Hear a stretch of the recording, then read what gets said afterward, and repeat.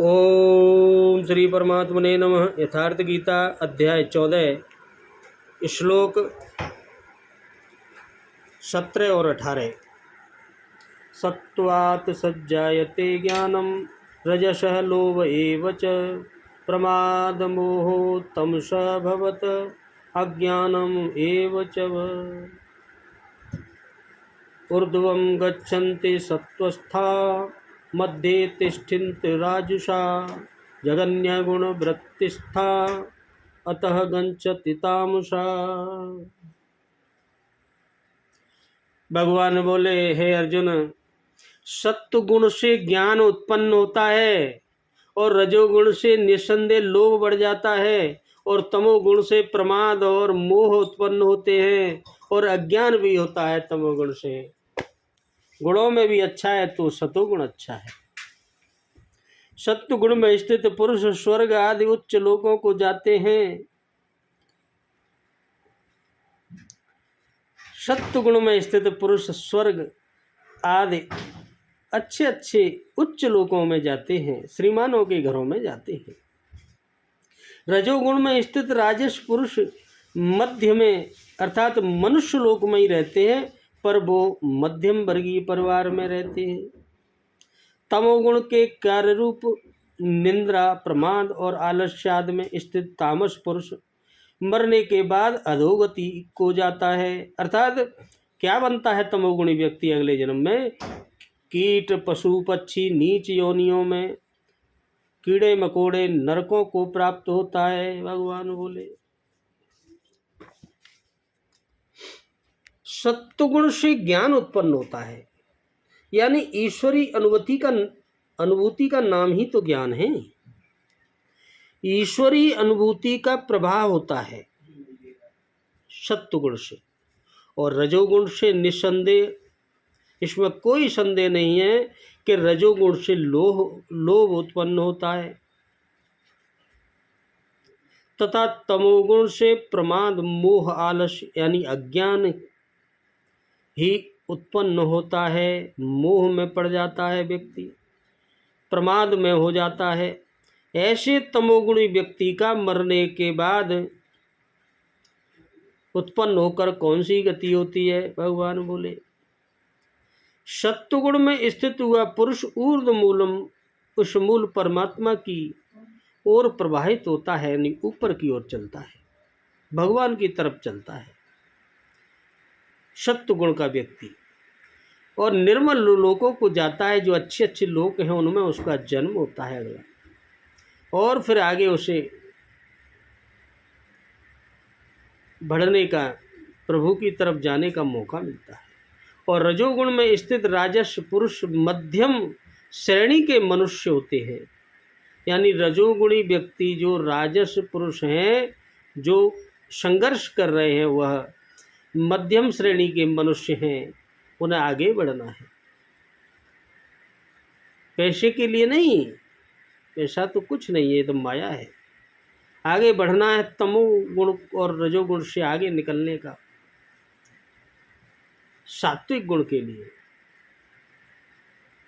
जिनके पास न सात्विकम है, यानी विवेक वैराग्य होता है, और न अधम कीट पतंग योनियों में जाते हैं, ऐसे लोग क्या होते हैं? न तो वो ऊपर ही बढ़ पाते हैं न नीचे ही, बल्कि पुनर्जन्म को प्राप्त होते हैं। उनका फिर मनुष्य योनि में ही जन्म हो जाता है। और निंदित यानी तमोगुण में प्रवृत्त हुए तामस पुरुष, जो बहुत ही निंदनीय है तमोगुण, उसमें जो प्रवृत्त रहते हैं जीवन भर पुरुष, उनका अधोगति, अगला जन्म अर्थात पशु बनते हैं, पक्षी बनते हैं, कीट पतंग आदि बड़ी अधम योनियों को प्राप्त होते हैं। नाना प्रकार की योनियां हैं, उनमें उन तमोगुणी व्यक्तियों का जन्म होता है। इस प्रकार तीनों गुण किसी न किसी रूप में है तो योनि के ही कारण, अगले जन्म के ही कारण है। जो पुरुष गुणों को पार कर लेते हैं, अब भगवान बता रहे हैं, जो पुरुष इन गुणों से ऊपर उठ जाते हैं, वे जन्म बंधन से छूट जाते हैं। उनका आगे जन्म नहीं होता, भगवान में विलीन हो जाते हैं। और वो मेरे स्वरूप को प्राप्त होते हैं। भगवान ऐसे बोले, वो मेरे स्वरूप को प्राप्त होते हैं। इधर सत्वगुण से ज्ञान उत्पन्न होता है, इसका क्या भाव है? यह ज्ञान शब्द उपलक्षण मात्र है, मतलब अतएव एक इस कथन से यह समझना चाहिए कि ज्ञान, प्रकाश और सुख और शांति आदि सभी सात्विक भावों की उत्पत्ति सत्वगुण से होती है। जो सत्वगुणी व्यक्ति होता है उसके अंदर कैसे लक्षण होते हैं पता है? वो ज्ञानी होता है, उसके अंदर प्रकाश होता है, वो समझता है सब चीज़, वो बड़ा सुखी रहता है उसी में, और बड़ा शांत होता है, शांति। और रजोगुण से लोभ उत्पन्न होता है, इसका क्या भाव है? इससे भगवान ने बताया, लोभ शब्द का प्रयोग भी यह उपलक्षण मात्र ही है। इस कथन से भी यही समझना चाहिए कि जिन व्यक्तियों के अंदर लोभ की प्रवृत्ति होती है, यानी आसक्ति होती है, वो कामना करते रहते हैं, स्वार्थ पूर्वक कर्मों का आरंभ करते, स्वार्थ के लिए ही काम करते हैं। सभी राजस्व भावों की उत्पत्ति रजोगुण से होती। ऐसे जो लोग होते हैं वो रजोगुणी व्यक्ति होते हैं। ऐसे ही प्रमाद, मोह और अज्ञान की उत्पत्ति तमोगुण से बतलाकर इस वाक्य में एवं पद के प्रयोग करके क्या भगवान ने दिखाया है? एवं पद का प्रयोग करके यह भाव दिखाया है प्रभु ने कि तमोगुण से प्रमाद बनता है। तमोगुणी के अंदर क्या होता है?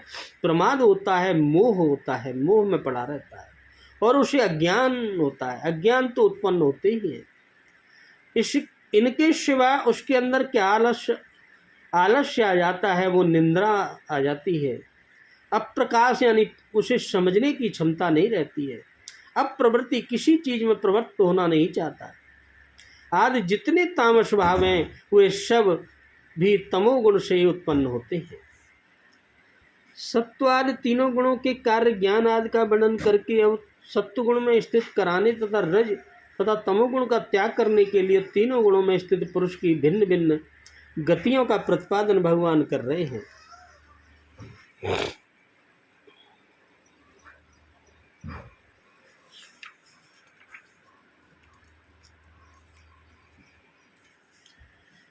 ऊर्ध्व पद किस स्थान का वाचक है और सत्वगुण में स्थित पुरुषों का उसमें जाना क्या है? जैसे मनुष्य लोक से ऊपर जितने भी लोग हैं, 14वें श्लोक में जिनका वर्णन है उत्तम, विदाम और अलमुलान, इन दो पदों के सहित लोकान पद से किया गया है। तो छठे अध्याय के 41वें श्लोक में जो पुण्यकर्म करने वालों के लोक माने जाते हैं गए हैं, उन्हीं का वाचक ऊर्ध्वम पद है। और सात्विकम पुरुषों का तो मरने के बाद उन लोगों को प्राप्त हो जाना है, यही उनमें जाना है, यानी मध्य पद किस स्थान का वाचक है और उसमें राजस पुरुष का रहना क्या है? मध्य पद मनुष्यों लोक का वाचक है, मध्य, और राजस मनुष्यों का जो मरने के बाद दूसरे लोकों में न जाकर पुनः इसी लोक में मनुष्य जन्म का पा लेना है, यही उनका मध्य में रहना, यही रहते। जगन्य गुण और उसकी प्रवृत्ति क्या है एवं उसमें स्थित होना तथा तामस मनुष्य का अधोगति को प्राप्त होना क्या है?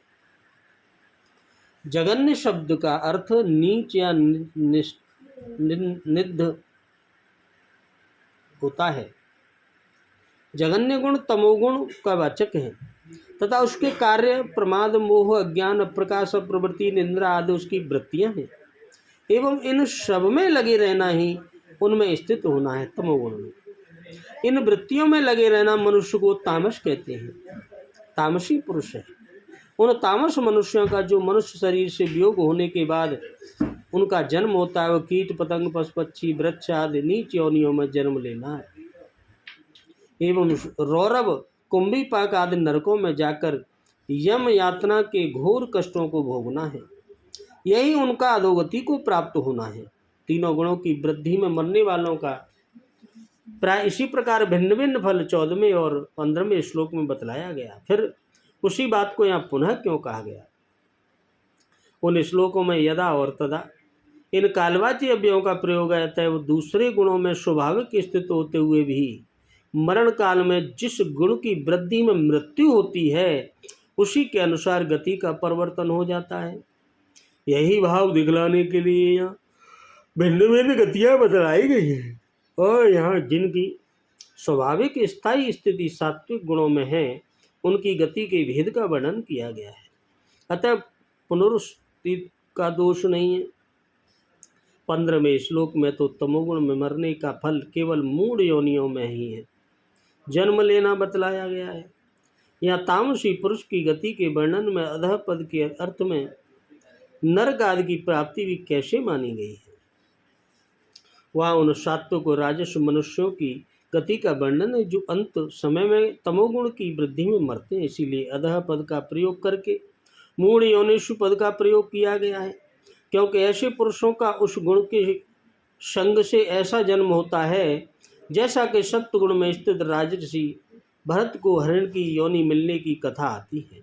किंतु जो सदा ही तमोगुण के कार्यों में स्थित रहने वाले तामस मनुष्य हैं उनको नरक आदि की प्राप्ति भी हो सकती है।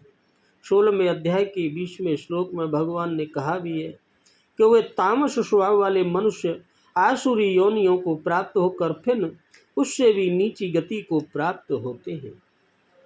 13वें अध्याय के 21वें श्लोक में जो यह बात कही थी कि गुणों का संग ही मनुष्य के अच्छी बुरी योनियों की प्राप्ति रूप पुनर्जन्म का कारण बनता है, उसी के अनुसार इस अध्याय में 5वें से 18वें श्लोक तक गुणों के स्वरूप तथा गुणों के कार्य द्वारा बंधे हुए मनुष्यों की गति आदि का विस्तार पूर्वक प्रतिपादन किया गया।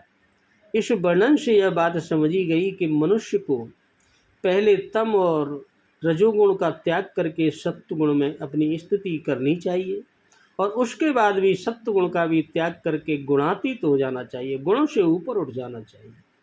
अतः गुणातीत होने के उपाय और गुणातीत अवस्था का फल अगले 2 श्लोकों में भगवान बताएंगे, वो कल बताएंगे। बोलो राधे राधे, जय जय श्री कृष्ण।